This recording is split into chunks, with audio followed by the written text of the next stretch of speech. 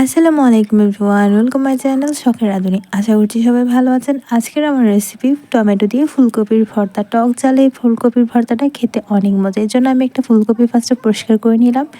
ঠিক এভাবে করে এই যে ডাঁটার অংশটা আছে এটা এভাবে করে একটু ছোটো টুকরা করে নিব। এরপরে পানিতে ভিজিয়ে রাখবো কিছুক্ষণ, এতে করে সব কিছু ময়লা বালি কিংবা কোনো পোকা থাকলে বের হয়ে যাবে। এরপরে এবার চুলায় একটা প্যানের মধ্যে ফুলকপিটা দিয়ে একটু লবণ, মরিচ গুঁড়া আর একটু হলুদ গুঁড়া দিব, আর দিয়ে দিব একদম সিদ্ধ হওয়া পানি।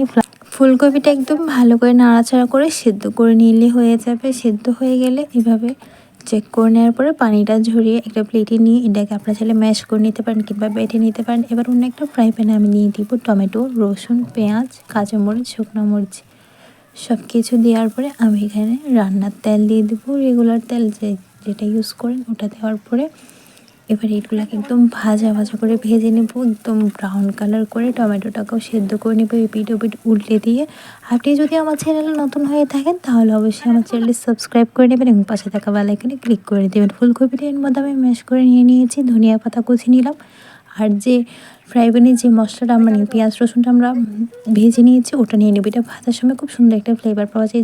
এরপরে স্বাদ মতো লবণ দিয়ে ফার্স্টে পেঁয়াজ রসুনটা ভালো করে মথে নিব, এরপরে টমেটোটাও মথে নিব। আসলে এভাবে ভর্তাটা করলে অনেক অনেক মজা লাগে খেতে। এরপরে ফুলকপি ধনিয়া পাতা খুব ভালো করে মাখিয়ে নিয়ে নিলে হবে। লবণটা আপনাদের স্বাদ অনুযায়ী দেবেন। এরপরে সরিষার তেল দিয়ে ভালো করে মাখিয়ে পরিবেশন করুন মজাদার রেসিপিটি। আসসালামু আলাইকুম।